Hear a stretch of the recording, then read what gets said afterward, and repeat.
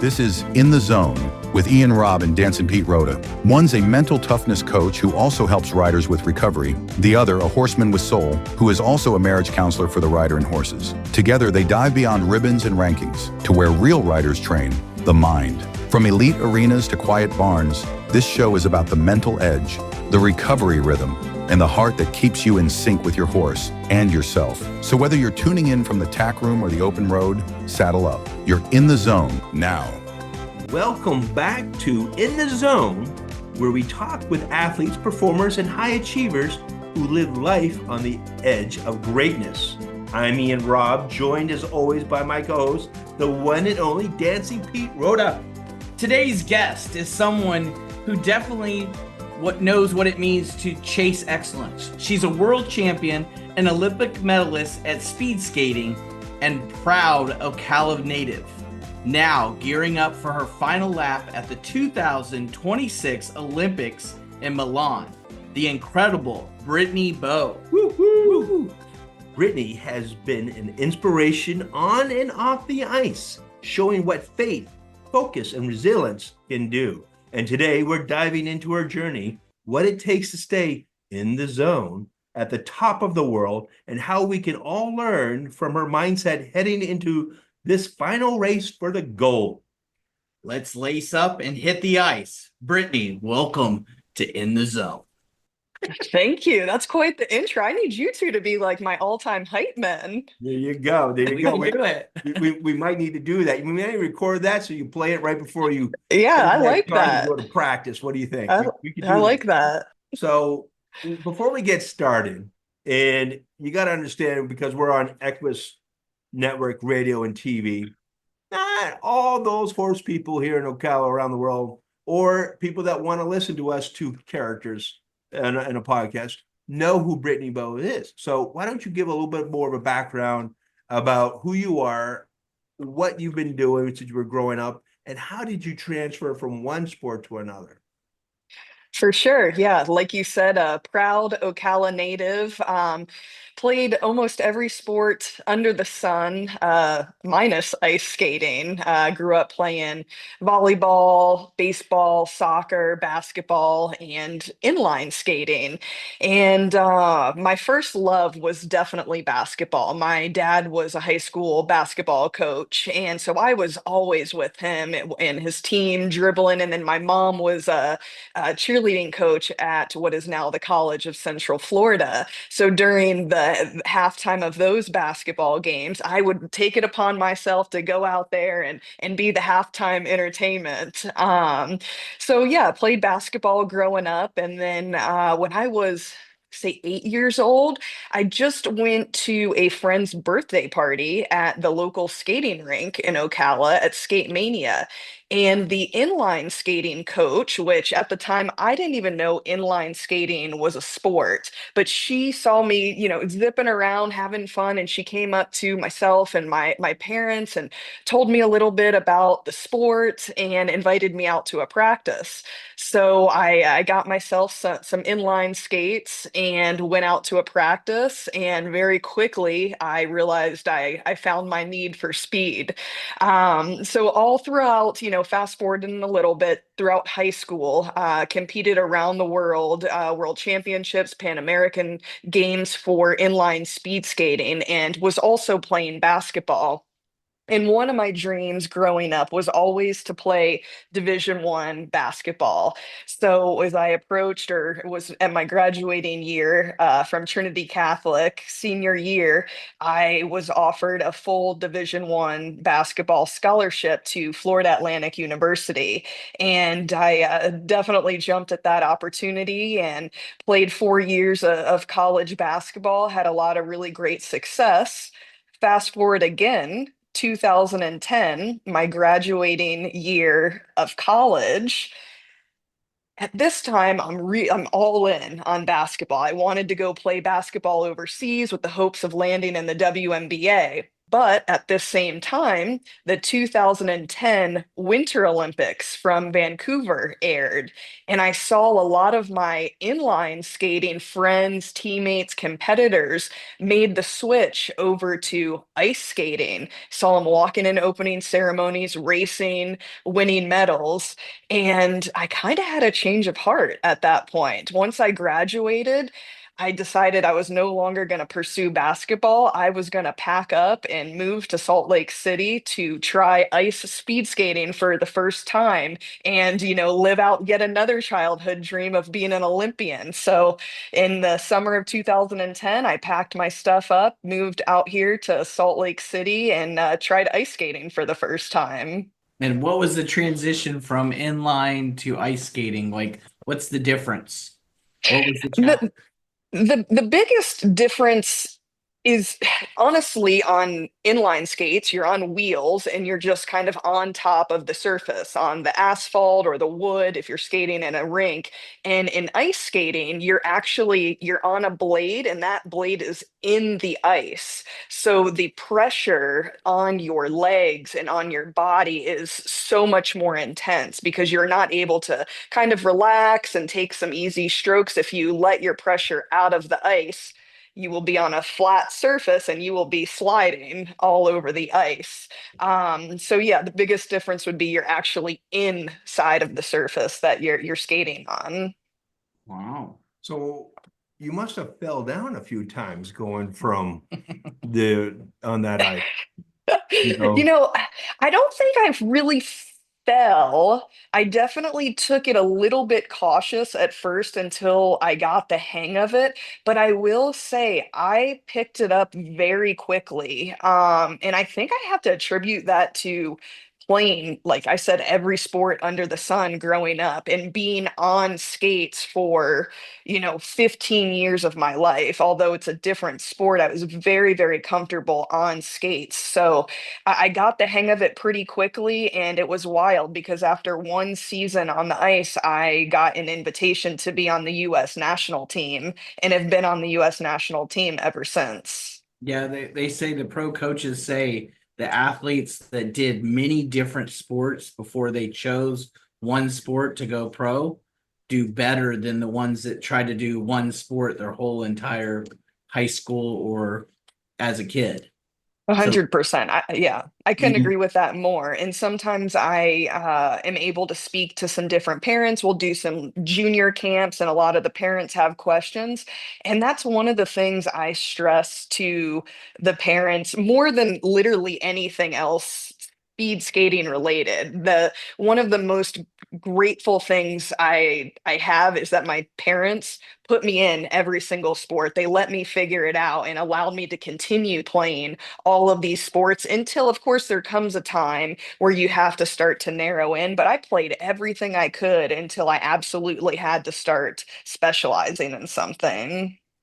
Did you ever ride a horse? Embarrassingly enough, coming from horse country in Ocala, I must have grown up on the other side of town because I did not were on ride a the other horse. side of the fence. All right, Miss Brittany, when you come back, we're getting you on a horse, okay? I would love that. I would love that. So, how many Olympics have you gone to? And is this truly going to be your last? I've been to three Olympic Games. 2014 was in Sochi, 2018 Pyeongchang, and 2022 in Beijing. And this will be my last Olympics, 2026 in Milan, Italy. There you go. And what is the age that most speed skaters hang it up? It's across the board. The life of the athlete in our sport is a longer than some other sports, in part because we're a non-contact sport, so you save the body a little bit there, but you are in a really tough, unnatural, human position. A 90-degree knee bend, your hips tucked under, and you're moving laterally versus a normal front to backward motion. But I would say some people would retire in their 20s, some people in their 30s. I must admit, I will be one of the older ones in this Olympic Games for sure. There's not many. I'll be turning 38 at the end of the Olympics, and I think it's fair to say I'll be the oldest speed skater there. The Tom Brady of speed skating, the LeBron James, the Phil Mickelson, all those guys that are older, they've been doing really well because they've taken care of themselves. And are we going to make the last one gold? That's the plan. Yay. That's the plan. Hey, I wouldn't still be sitting here putting my body through it if the goal wasn't gold. Well, it's a good thing I'm not out there because I would make that a contact sport to get to the goal. Yeah, but it would be contact on you in the eye. Nothing, no one else can get in. I would take the whole ice and everyone just got All right, so let's get a little bit more. Well, actually, before we get to some questions so people get to know you, why don't you just tell us a little bit about your accolades, about how well you did in these Olympics or the World Championships, so they can get a grasp on your success. Hey, yeah, so I am a two-time Olympic medalist, a six-time world champion, current world record holder in the 1,000 meter, and yeah, still going for that pinnacle of Olympic gold. But I've been able to accomplish almost everything and some that I've set out to do in this sport, and so grateful that I've been able to have such a long, consistent, successful career. So yeah, really blessed for sure. How many medals? What kind? Silver, bronze? Two Olympic bronze medals. Okay. Good. Then I would end it with a take gold.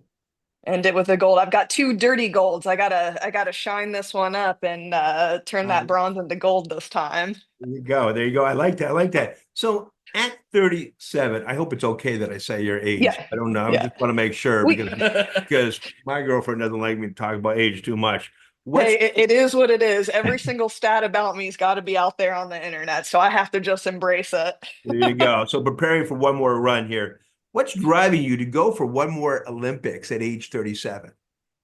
I think just the fuel to be the best. I am so competitive, and that competitive nature is what drives me. It's what fuels me. And, love it or hate it, I am addicted to winning. That is my drug. There's nothing, more satisfying, and it's kind of a shallow comment to make because the feeling is very, very shortly lived, but that feeling of winning and having accomplished that ultimate goal is a really, really special feeling that you try to keep hitting time after time.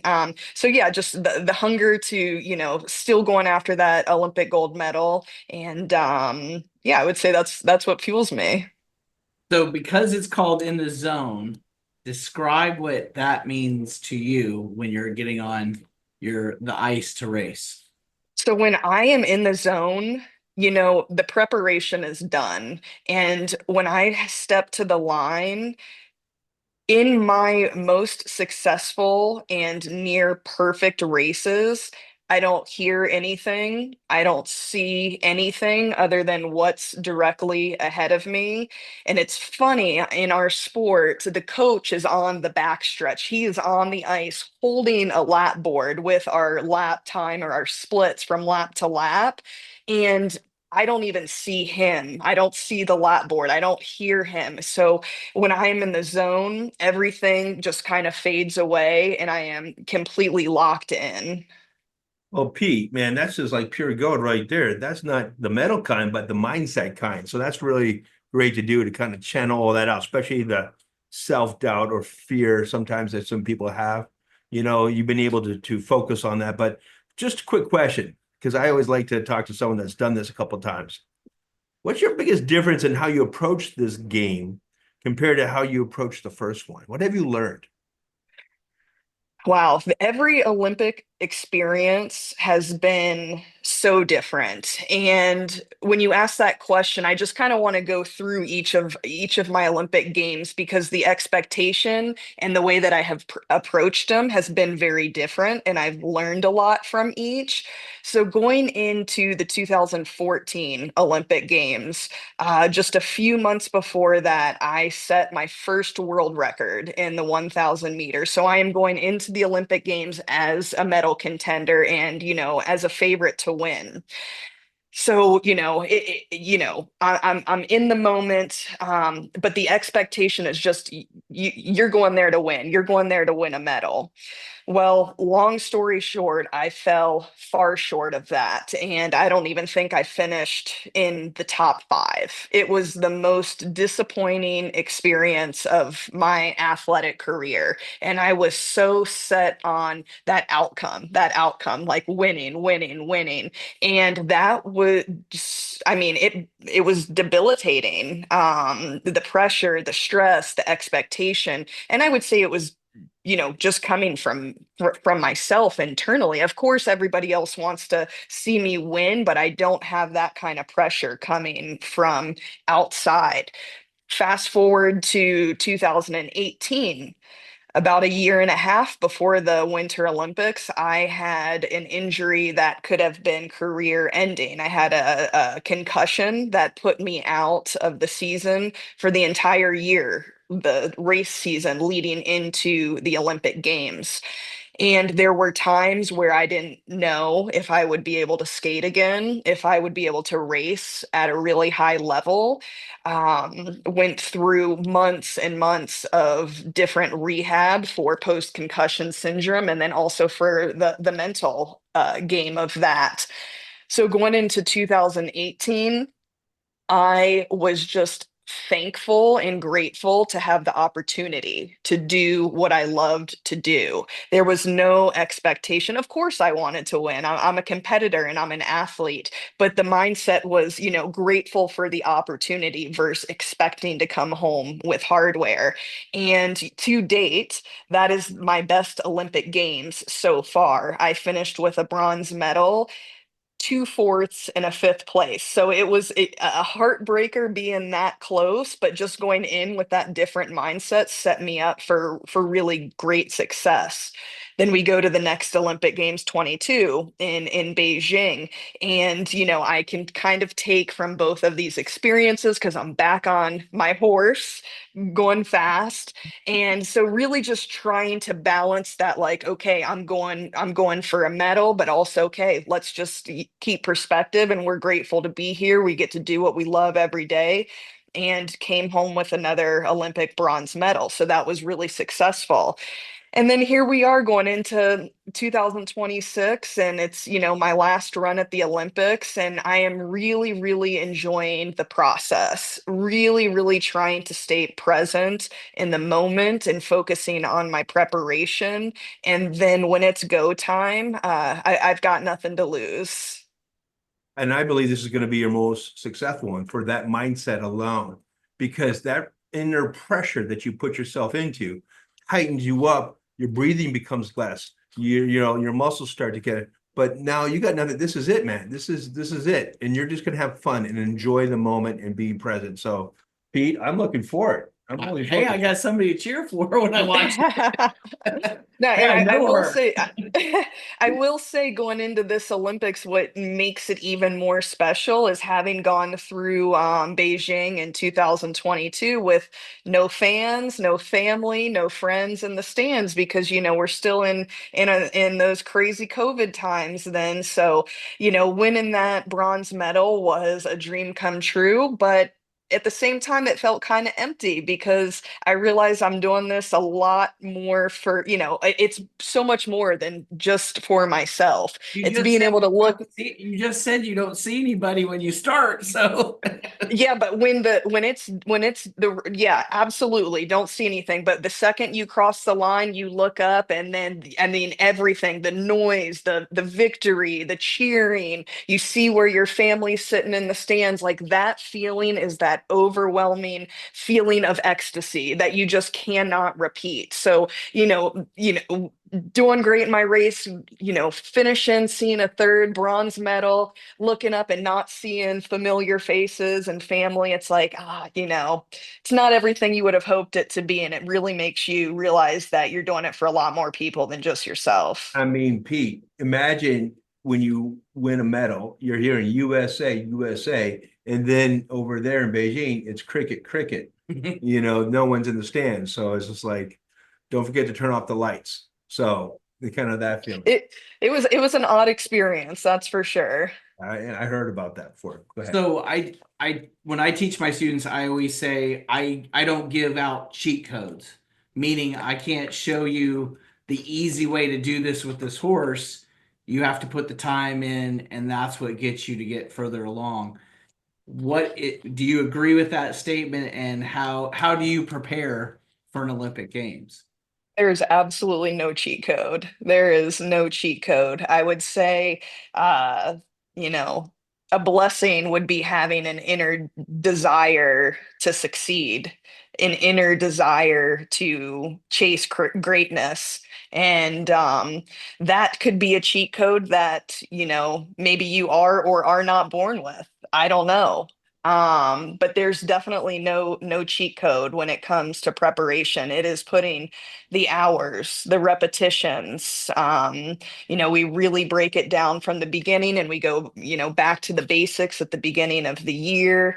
Because if you don't have that strong fundamental base, you can't, you can't just skip to that high performance level. You really have to work hard at that meat and potatoes, if you want to call it, because it's not going to just happen overnight. It's way too hard. This will be powerful because there's a lot of equestrians out there that just want to show. They don't want to put the time in to get their horse supple and relaxed and connected. They just want to go out there and get the blue ribbon. So don't we all? If it were that easy, more people would be doing it. There you go. So, Brittany, what have you learned about discipline versus motivation through your years as an Olympian? Discipline versus motivation. Discipline, I think, is having the focus to do the things that aren't fun, to do the little things, to do those fundamental technical pieces, to put in for our sport, to put in the long hours on the bike. Discipline is doing the things that aren't fun. Motivation is what drives you.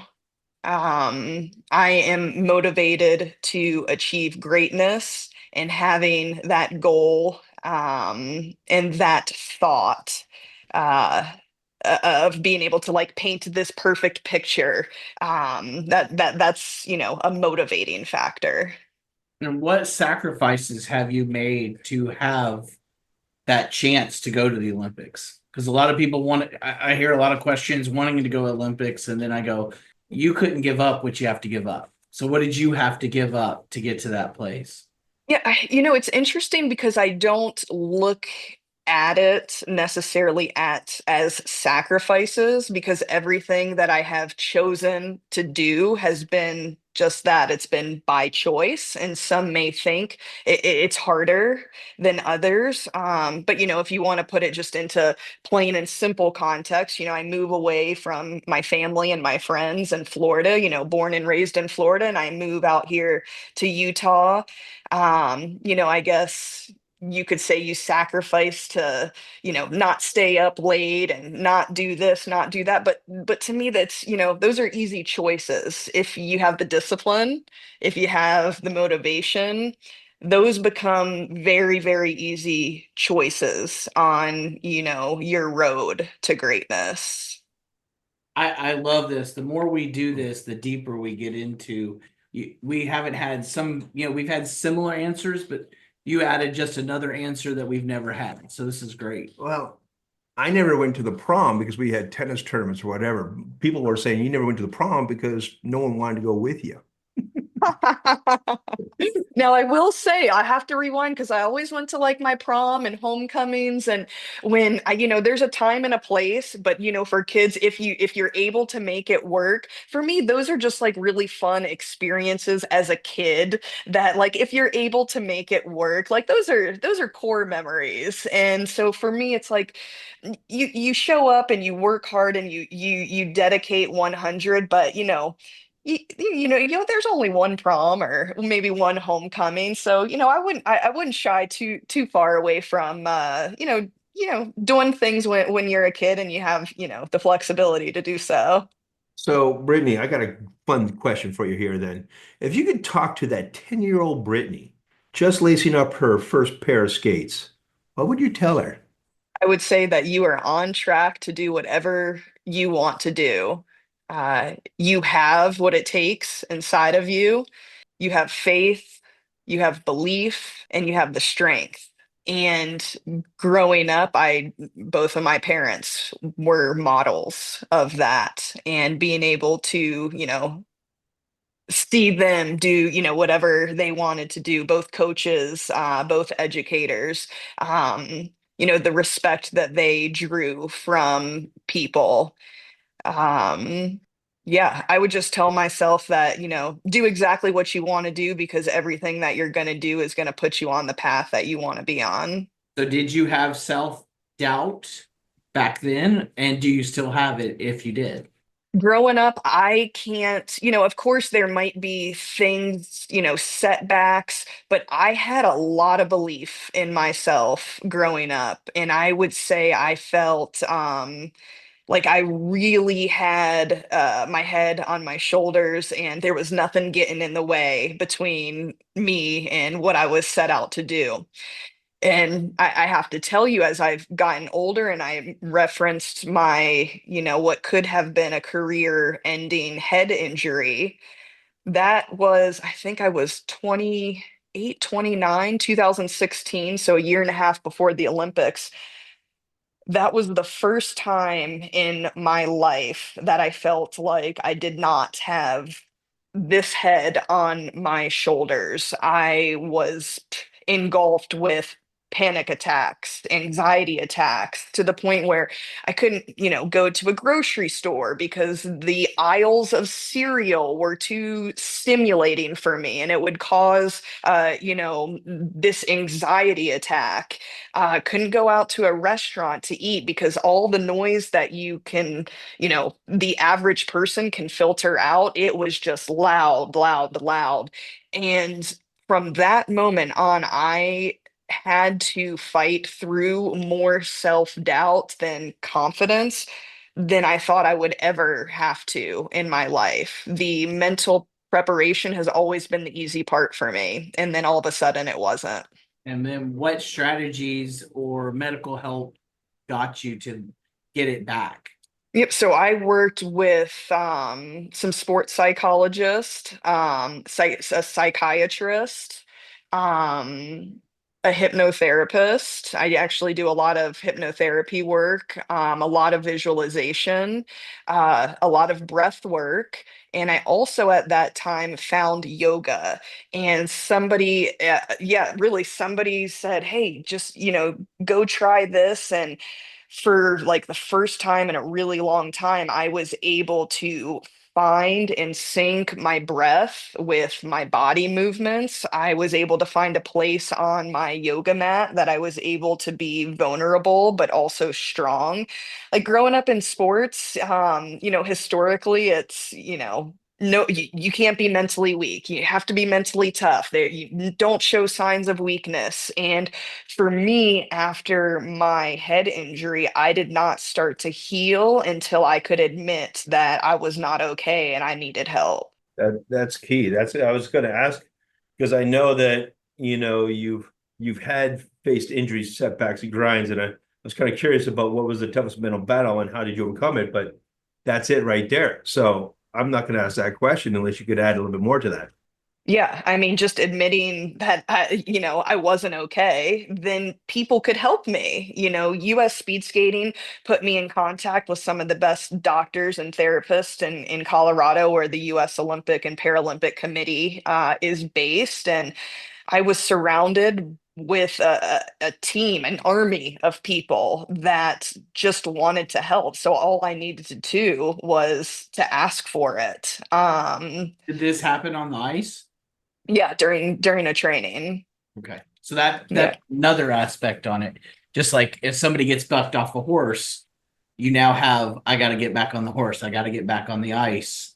It's not just getting over yourself. It's also, I got to face the fear to get back on the ice. Where if you got in a car accident, it would be more about getting back into a vehicle. Yep, absolutely. And I mean, we are traveling at some really high speeds, and How fast? the for the girls, we probably are going mid 30s, and so to go around a pretty tight turn at 30 miles an hour, self-propelled, you're pulling some G forces there. So yeah, there I would say for sure, fear and doubt do creep in your mind. And it's actually interesting, it's making me think, because we do some different book club stuff with our team, and we have some younger kids on the team. And so I'm the old lady or the veteran on the team, and one of them was like, well, like the more success you have, the easier it gets, and kind of directed this question at me. And I was like, you know what, like, that couldn't be further from the truth, because the more success you have, the expectation is you win or it's a bust. So the pressure continues to build. And then maybe you have an off race or you don't win. And then you're like, oh my gosh, do I still have it? So I would say the more success I've had, the more mental work I've had to do controlling these thoughts that come and go. So, Brittany, what's a typical day in life look like for you right now? Since we're talking about this, from morning mindset to recovery at night, what are you doing that you've learned through the years now that's dialing you in? So, yep, wake up. I train 5 days a week. And in the morning, I will typically go down stairs and lay on my beamer mat. Not a plug to beamer, but I do lay on my beamer mat and do my 8-minute session. And during that 8-minute session, I just focus on my breathing and some visualization of what I want to do on ice, because we typically skate in the morning. So then I'll go to practice, have a great practice, come home for lunch, typically go back for another session that would consist of, a bike ride or weights.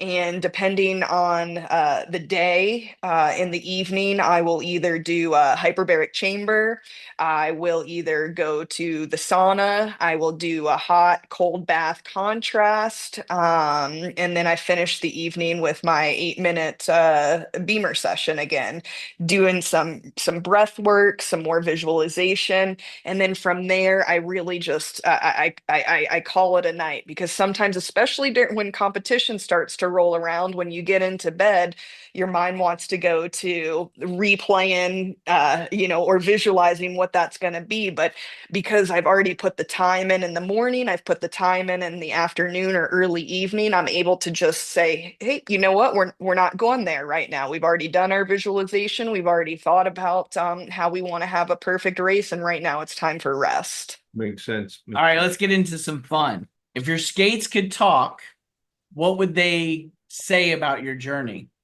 And what song would they play? Oh my gosh, if my skates could talk. Funny enough, this is my 16th season on ice, and I've only gone through 2 pairs of skates. So they have really, really seen it all. But gosh, what would they say? I don't know. They would say, I don't know. I think they'd be like, thanks for taking me along this amazing ride. Wow. And then what song would it be? What would be your Yeah. opening song if you're a wrestler, if they did wrestling? Happy Gilmore speed skating. Or Bruce Springsteen, Born to Run. Oh my gosh. I think it'd have to be American Woman. I don't know what it's called, but yeah. That's a good one. That beats a Swiftie song, so that's pretty good. Right. So when did you realize fast was your superpower? Ooh, I guess from a really early age. Because when I laced up my inline skates for the first time, I had a need for speed, but the a memory that's coming to my mind is on ice. 3 years after I touch ice for the very first time, I set a world record in the 1,000 meter. And it was from that point on that I felt like speed was my superpower, and I had a place in the sport of speed skating. That's great. You live life at a world record speed, Brittany. What's the one thing you've learned to slow down for? My mind. If your mind is going a million miles an hour, your body can't keep up with that. So I would say my mind and my breath are two things that I actively try to slow down. If the next generation of girls in Ocala is watching, what three words do you want them to remember from you? Wow. 3 words, that's tough. This is how we get good answers. Yeah. Inspire, strength, and determination. You're solid. I like that. I like that. All right, finish this sentence, Brittany. Being an Olympian doesn't mean I'm perfect. It means I'm blank. Driven. That's good. What's the coolest message or gift you received from a fan? Because I have those stories too, where I've had students come up to me and go, "Oh my gosh, you changed my life." And I said, "Oh, really?" And I don't recognize them because I've seen so many people. And they go, I said, "What did I say?" And they tell me, and I don't even remember it. I'm like, "Can I write that down?" So That's funny. Yeah, one of the coolest gifts that comes to my mind, there's this so speed skating in the Netherlands is like their national sport. I think speed skating is second probably to just soccer. And so the Dutch fans are absolutely crazy. And there's an older gentleman that has followed my career and makes it a point to come say hi and congratulate me. And now I just refer to him as Grandpa. My very first world championship gold medal, I won in the Netherlands. And the next year I came back, he had a custom pair of wooden shoes that he painted because in the Netherlands, the Dutch are known for their wooden shoes. So yeah, he had a pair of, authentic Dutch wooden shoes, custom painted with world champion on the side of them. And yeah, those are something that I still have and will definitely keep forever. So real quickly, what is your favorite pre? Did we already do this pre-race pump song? no, we have. What song pumps you up? So I don't have just one song. I'm a Spotify girl and I usually listen to like different radio stations on there. And one would be called Adventure Club Radio. And this is two Canadian duo guys that are basically like electronic music. So it's really kind of, getting you going.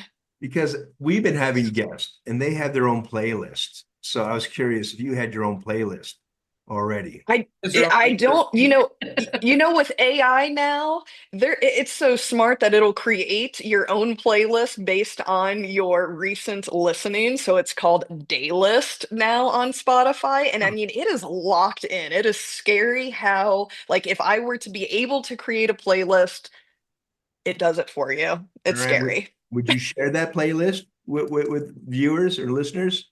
Sure. Yeah, for sure. All right. We'll have to have it. Brittany Bowe's Milan, goal for Milan or something like that. So Do you ever sneak into rinks and surprise young kids at a skate session? I don't think I've had the opportunity to do that. Fun fact, in the US, so I am a long track speed skater, and that's on a 400-meter oval. There are only two covered ovals in the US. One is in Salt Lake and one is in Milwaukee. And so we are really not going to, there's one of two rinks to go into. But I will say every time I come home to Ocala, I always go back to the skate rink where, I started and skate with the inline kids, and it's fun, but I think I'm aging out of that. They don't even know who I am anymore. Well, they might after the Olympics coming up. Let's talk about that community and support and sponsorship with you. You represented Team USA with incredible pride in the past, but as you prepare for this final Olympic journey, how important is community support for you right now? Community support is massively important. The landscape of sponsorships and Olympic sponsorships are really, really tough. So I'm really trying to lean in on my community and asking for some support and help to make sure I have everything I need to, dot my I's, cross my T's, making sure I have everything I need leading into this final Olympic Games. So I know that a lot of the Olympic sponsors are shifting their focus on the LA Games, the United States Games. A little bit tougher for the Winter Olympics to get that support or brands. What brands are people considering backing your road to Milan right now? Tell us how someone might want to be able to back you, support you. Yeah, I would love to get some support from my local people back home in Ocala. Like I said, I do this for so many more people other than myself, and it's so much bigger than just myself. So to have some people from back home, being able to be on my skin suit, on my podium apparel, and really, really taking them along for the ride and being able to, directly represent them when the spotlight is on me, would be really cool. So how does a sponsored partnership mean to you beyond the funding? How do you represent that brand? What would you do? Yeah, sponsorship is so much more than just, putting your name or company on my skin suit. I want it to be a partnership. I want to be able to give back. I'd love to be able to come home and, speak to, your business, the community, the schools, and be able to share my experiences, hopefully share some words of wisdom and leave everybody really inspired. What's your lucky charm or superstition before a competition? A lucky charm that I have, and I carry it everywhere. It stays in my backpack.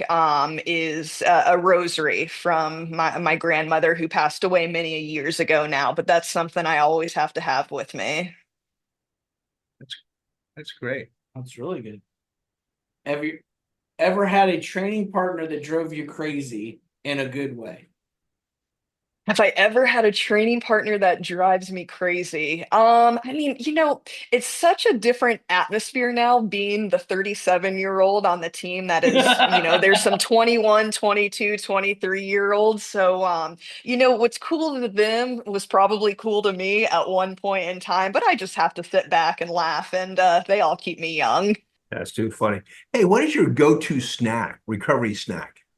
My go-to recovery snack is probably it's after my races. I usually have like a meal replacement shake. We have this company out here called USANA, and it's literally just like a protein shake, something that's easy, quick, digestible. So that's really boring, but that would be my go-to. So tell us, I'm just thinking about the Olympics. Tell us the first time you got to go through the opening ceremonies. How did that make you feel? Because that's what a lot of athletes always talk about, that's a big changer in their life. The opening ceremonies is one of the most extravagant, energetic moments that I have ever felt in my life. Going back to my first Olympic Games in Sochi, walking in to the Olympics. And actually, I mean, it gives me goosebumps thinking about it. It's being able to walk in with Team USA, like being presented to the world for the very first time is, you know, a once in a lifetime experience that I have now got to experience a few times. And looking back on my last Olympic Games in Beijing, I was actually voted by my Team USA teammates to be the flag bearer. And I got to walk in carrying the Olympic flag alongside John Schuster, and to be able to lead, not just walk in with Team USA as we are presented to the world for the first time, is something I am so proud of and hold with so much honor. Like that was beyond a dream come true. Wow. Now that must have been a great feeling. I can imagine that. That's So we're gonna get to the rapid fire round. This or that. So I Okay. don't want you to think too much. This is gonna be quick, Okay. fast. Okay. Ready? I Long think track or short track? long track, Florida heat or winter chill. Florida Heat, Early morning practice or late night recovery? early morning practice, I'm going to say dogs or cats. cats, Country music or hip hop? hip hop, Sauna or ice bath. sauna, Gold medal or world record? gold medal. I think she's doing well. I think we're pretty good right here, my friend. Is there anything more you would like to add for the community to know how they can support you, how they can cheer you on before we end our podcast today? Yeah, I'm just, so thankful to be a proud Ocala native. Yes, looking out for support as I enter my last Olympic Games. Want to make sure I have access to, all the best training, travel, recovery, nutrition, and really want to spend my resources on that stuff and give myself the best shot to come home with a gold medal. If you ask gold medal or Olympic record or world record, records are meant to be broken, but those medals will last a lifetime. So that's what I'm in the pursuit of. So I know a Canadian Paralympic and they get money. You guys, do you get money from the US or is this all Yeah, sponsored? so something that's pretty unique. The US is one of the only countries in the world where the Olympic team is not funded by the government, and the Canadian Olympic teams are funded by the government. So we don't have that luxury, so to speak. We get a small living stipend from the US Olympic and Paralympic Committee based on some past performances, but it's barely enough to make it by, let alone trying to, surround yourself with all the best resources. So yeah, it's a minimal amount. I will say, speed skaters here, we don't do it for the money. We do it for the love of the game. That's for sure. I was gonna have one more little talks right here because I think they're kind of fun. Just out of curiosity, if you've had some incredible Olympic moments, Brittany, what was one behind the scenes story fans never saw on TV? Ah.